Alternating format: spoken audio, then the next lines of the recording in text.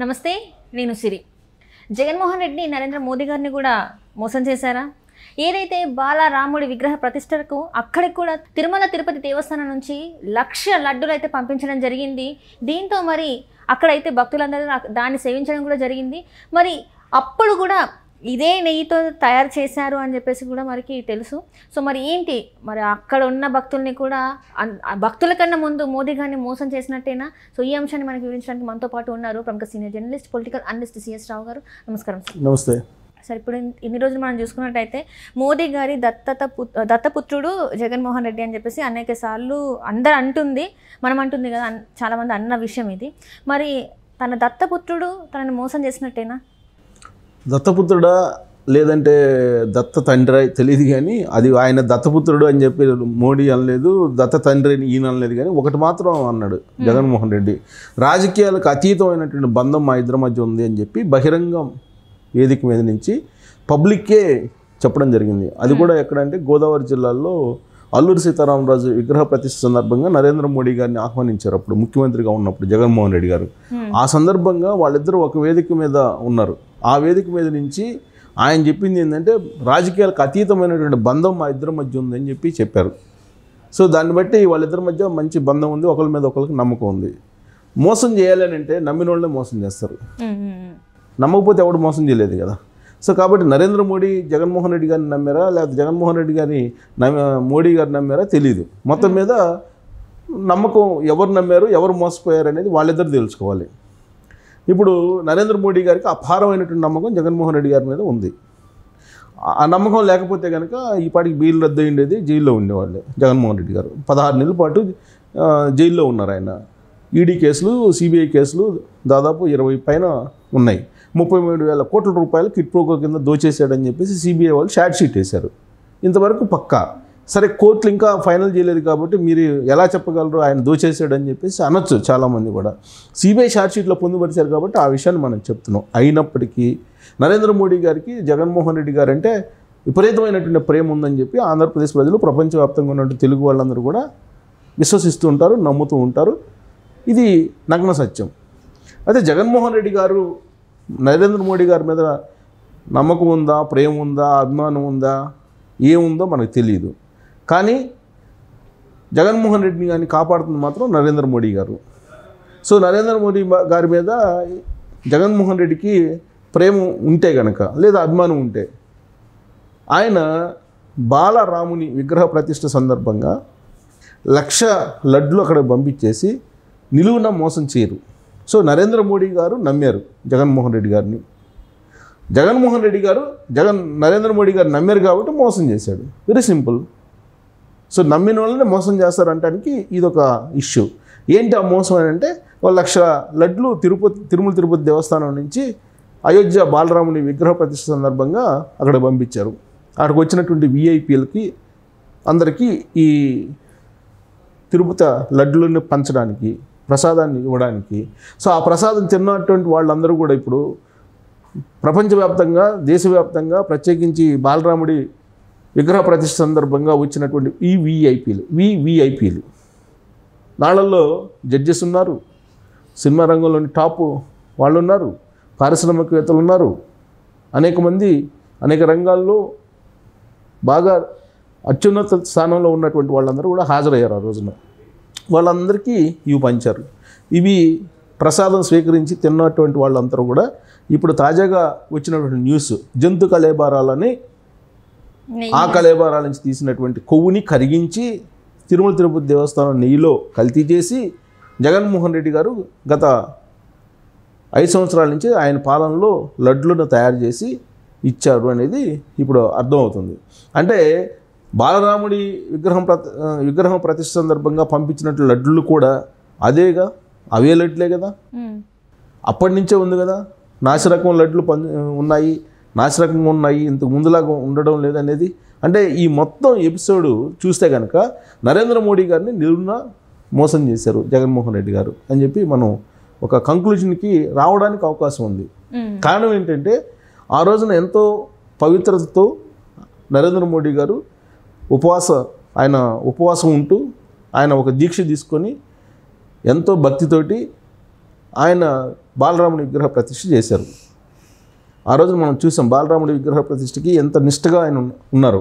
పైగా ఆయన దేవి ఉపాసకులు, దుర్గామాతను కొలుస్తూ ఉంటారు. ఆయన విదేశాలకు వెళ్ళినప్పటికీ కూడా ఆయన నిమ్మరసం తేనె లేకపోతే నిమ్మరసం వరకే ముగిస్తారు తప్పితే ఏ రోజు కూడా ఆయన అక్కడ పోయి వాళ్ళు పెట్టినటువంటి నాన్ వెజ్ కానీ వాళ్ళు ఇచ్చేటువంటి మద్యపానాలు కానీ స్వీకరించినటువంటి దాఖలాలు లేవనేది నరేంద్ర మోడీ గారి గురించి తెలిసినటువంటి వాళ్ళు చెప్పేటువంటి మాట. బీజేపీ వాళ్ళు కూడా అదే చెప్తూ ఉంటారు. ఈవెన్ అమెరికా వెళ్ళినప్పటికి కూడా నరేంద్ర మోడీ గారు అమెరికాలో జస్ట్ వాళ్ళ జనరల్గా వైన్ ఇస్తారు ఏదైనా గెట్ టుగెదరు మాట్లాడుకున్నప్పుడు. బట్ అప్పుడు కూడా ఆయన తయారు చేసుకున్నట్టు నిమ్మరసం మాత్రమే ఆయన తీసుకున్నారని, అంటే అంత పవిత్రంగా ఉంటారు ఆయన. దేవి ఉపాసకులు దుర్గామాతని ఆయన పూజిస్తూ ఉంటారు. ఈ మధ్యకాలంలో ఒక ఆవు దూడ గోవుని ఇంట్లో పెట్టుకొని ఆయన గోవుకు పేరు కూడా పెట్టారు, దీపక్ అనేది పెట్టారు పేరు. సో అంత పవిత్రంగా ఉంటారు. సో ఆయన గోవును పూజిస్తూ ఉంటారు. గోవుని పూజిస్తూ ఇంత పవిత్రంగా ఉండేటువంటి నరేంద్ర మోడీ గారు ఇప్పుడు అదే గోవు లేదా అదే ఎద్దు లేదా అదే పందికి సంబంధించి రకరకాల జంతువులకు సంబంధించినటువంటి కళేబరాల కొవ్వుని కరిగించి నెయ్యిగా మార్చి కలియుగ ప్రత్యక్ష దైవంగా ఉన్నటువంటి వెంకటేశ్వర స్వామి క్షేత్రంలో ఇంత దుర్మార్గానికి నరేంద్ర మోడీ గారు చూస్తూ ఉన్నారు. ఇంత జగన్మోహన్ రెడ్డి గారు పాల్పడినప్పటికీ అని అంటే వాళ్ళిద్దరి మధ్య బంధం మరి ఎంత గట్టిది అని చెప్పి అనుకోవాలి. జగన్మోహన్ రెడ్డి గారు చెప్పినట్టు అంటే కొండ మీదకి కనీసం కొండ పైకి మాంసాహారం మద్యపాన నిషేధం అనేది మనకు తెలుసు, కానీ ఇక్కడ గుడి లోపలికి వెళ్ళిపోయింది కదా ఇది. అంటే మీరు అన్నట్టు పంది కొవ్వే కావచ్చు, ఏదైతే కళేబరాల నుంచి వచ్చిన దాంతో నెయ్యిగా చేసిన, అంటే గుడి విశిష్టతను కూడా తక్కువ చేయడానికే కదా. అండ్ ఇంకొకటి ఏంటంటే ఇప్పుడు మనం మాట్లాడుకున్న దాన్ని బట్టి చూస్తే ఇంతవరకు ప్రధాని మంత్రి గారు అయితే ఎక్కడ కూడా రెస్పాండ్ అవ్వలేదు. నడ్డా గారితో మాత్రమే చంద్రబాబు నాయుడు గారితో రిపోర్ట్ అందజేయండి అని చెప్పేసి అనిపించారు, కానీ ఎక్కడ కూడా మోదీ గారిని మాట్లాడిన దాఖలాలు అయితే లేవు.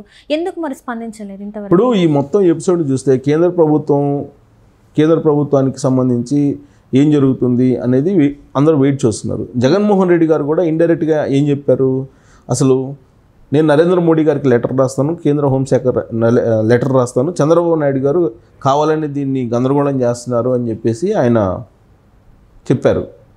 పైగా జూలై 23వ తారీఖు రిపోర్ట్ వస్తే మరి ఎందుకు ఇప్పటి వరకు ఉన్నారు అని అడుగుతున్నారు ఆయన. జూలై 23వ తారీఖు నుంచి ఆగస్టు, సెప్టెంబరు ఇన్ని రోజులు ఎందుకు వెయిట్ చేశారని అడుగుతున్నారు. ఎందుకు వెయిట్ చేశారంటే తిరుమల తిరుపతి దేవస్థానం మీద నమ్మకం ఉంది, తిరుమల వెంకటేశ్వర స్వామి మీద చంద్రబాబు నాయుడు గారికి నమ్మకం ఉంది. ఇది పూర్వపరాలు ఆలోచించి అసలు దీని వెనక అసలు నిజంగానే జంతు కళేబరాల కొవ్వుని కరిగించి నెయ్యిలో కల్తీ చేసి లడ్డూలు తయారు చేశారా, ఇది అనుమానమా, లేదంటే దీన్ని ఎలా నిర్ధారించకుండా ఇలాంటి ఇష్యూని బయట పెడితే దాని కారణంగా వచ్చేటువంటి రెప్లికేషన్స్ ఏ విధంగా ఉంటాయి ప్రపంచవ్యాప్తంగా అనేది చంద్రబాబు నాయుడు గారికి తెలుసు. అందుకే 1కి 4 సార్లు రకరకాలుగా క్రాస్ చేసిన తర్వాతనే అప్పుడు బయట పెట్టారు, రిపోర్ట్ ఇచ్చారు. ఆ రిపోర్ట్ ఇచ్చిన తర్వాత మళ్ళీ క్రాస్ చెక్కు పంపించారు.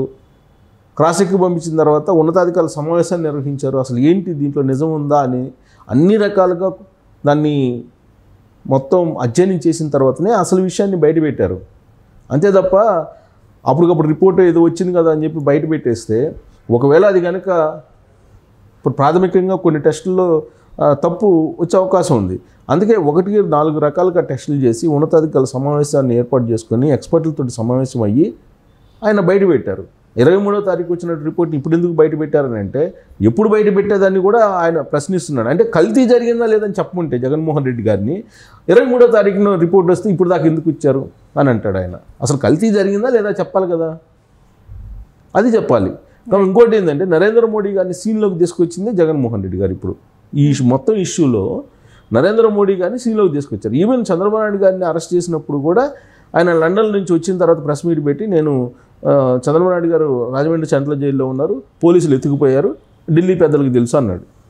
ఇంకో దాంట్లో కూడా చాలా నరేంద్ర మోడీ గారిని ఇరికిచ్చేశారు జగన్మోహన్ రెడ్డి గారు. నేను ప్రెస్ మీట్ పెట్టి ఏం చెప్పారు ఆయన, ఆ రోజున తిరుమల తిరుపతి దేవస్థానం బోర్డులో ఈ ఏడి డైరీకి ఇచ్చినప్పుడు ఏఆర్ డైరీకి నెయ్యి సప్లై ఇచ్చినప్పుడు ఆ రోజున తిరుమల తిరుపతి దేవస్థానం కమిటీలో బోర్డులో బీజేపీ వాళ్ళు కూడా ఉన్నారు కదా అని చెప్పి ప్రశ్నించారు. అంటే దాని అర్థం ఏంది? బీజేపీ వాళ్ళకి తెలుసు కదా, బీజేపీ వాళ్ళు కూడా కలిసి మాతోటి ఉన్నారు, మేమందరం కలిసి చేసామని చెప్పి ఆయన ఇండైరెక్ట్గా చెప్తున్నారు. అంటే నరేంద్ర మోడీ గారిని కూడా ఇరికిస్తున్నారు నిన్న జగన్మోహన్ రెడ్డి గారు. అందరికీ తెలిసే జరిగింది ఇదంతా అని చెప్పేసి ఇండైరెక్ట్గా చెప్పారు కదా ప్రెస్ మీట్లో. నిన్న ప్రెస్ మీట్ పెట్టి ఏం చెప్పారు ఆయన? తిరుమల తిరుపతి చేస్తాను బోర్డు ఉంది, బోర్డు నిర్ణయం తీసుకుంది, బోర్డు నిర్ణయం మేరకే వాళ్ళకి టెండర్ ఇచ్చాము. ఆ టెండర్ ఇచ్చినటువంటి కమిటీలో బీజేపీ వాళ్ళు ఉన్నారు అంటే దాని అర్థం ఏంటి? మీకు తెలుసు మాకు తెలుసు, అందరం కలిసి కదా మనం చేసింది. నా ఒక్కడిని ఎందుకు, నా ఒక్కడి మీద అపచారాన్ని నెడుతున్నారు, మీరు కూడా అందులో పాత్ర వహిస్తారు ఆయన చెప్పడం పరోక్షంగా, అంతే కదా. సో ఇప్పుడు నరేంద్ర మోడీ గారు రెస్పాండ్ కాకపోతే, ఇప్పుడు నరేంద్ర మోడీ గారికి జగన్మోహన్ రెడ్డి గారికి మధ్య ఉన్నటువంటి బంధం రాజకీయాలకు అతీతమైన బంధం అని చెప్పి జగన్మోహన్ రెడ్డి గారు అనేకసార్లు చెప్తూ ఉంటారు, బహిరంగానే చెప్తూ ఉంటారు. కానీ దైవాన్ని కూడా కాదని వాళ్ళిద్దరు బంధం నిలబడుతుందా, నిలుపుకోవాలనుకుంటున్నారా అనేది ఈ ఎపిసోడ్ తేల్చాలి. ఇప్పుడు ఈ ఎపిసోడ్లో కనుక నరేంద్ర మోడీ గారు కనుక రెస్పాండ్ కాకుండా దీంట్లో కూడా జగన్మోహన్ రెడ్డి గారిని కాపాడేటువంటి ప్రయత్నం కనుక బీజేపీ కేంద్ర పెద్దలు చేస్తే వెంకటేశ్వర స్వామి అయితే ఊరుకుంటారు. ఇప్పటికే వెంకటేశ్వర స్వామి సాక్షిగా 2014లో నరేంద్ర మోడీ గారు ఇచ్చిన హామీ ఆంధ్రప్రదేశ్కి ఢిల్లీ తరహా రాజధాని నేను కట్టిస్తాను అని అన్నారు. అది నెరవేరలా. అది కూడా ఎంకన్న సాక్షిగా చెప్పారు. తిరుపతిలో బహిరంగ సభలో వెంకన్న సాక్షిగా నేను ఆంధ్రప్రదేశ్కి ఢిల్లీ తరహా రాజధాని కట్టిస్తాను అన్నారు. ఆ తర్వాత ఇప్పుడు ఇది జరిగింది అంటే ఇప్పుడు అది మాట తప్పారు. ఇప్పుడు 15,000 కోట్లు ఏదో ఇచ్చారు, సరే ఏం చేస్తారని చూడాలి. ఢిల్లీ తరహా రాజధాని కట్టిస్తారా లేకపోతే ఇంకోటి కట్టిస్తారో చూడాలి. ఇప్పుడు ఈ లడ్ల విషయంలో ఉదాసీనంగా కనుక వ్యవహరిస్తే నరేంద్ర మోడీ గారు కానీ లేదా అమిత్ షా గారు కానీ లేదా ఢిల్లీ బీజేపీ పెద్దలు కానీ వెంకటేశ్వర స్వామితో పెట్టుకుంటే ఏం జరుగుతుంది అనేది అనేక ఉదాహరణలు ఉన్నాయి. సో కాబట్టి నాకున్నటువంటి అభిప్రాయం ప్రకారం, నా అబ్జర్వేషన్ ప్రకారం నరేంద్ర మోడీ గారు ఈ ఇష్యూలో జగన్మోహన్ రెడ్డి గారిని క్షమించరు అని చెప్పి నేను అనుకుంటున్నాను. క్షమించేటువంటి ప్రసక్తే ఉండదు అనుకుంటున్నా. క్షమించారు అనుకుందాం, అప్పుడు వెంకటేశ్వర స్వామి చూసుకుంటారు ఏం చేయాలనేది. అంతకుమించి మనం ఏం చేయగలిగేది కూడా ఏం లేదు. Right sir, right. Thank you so much.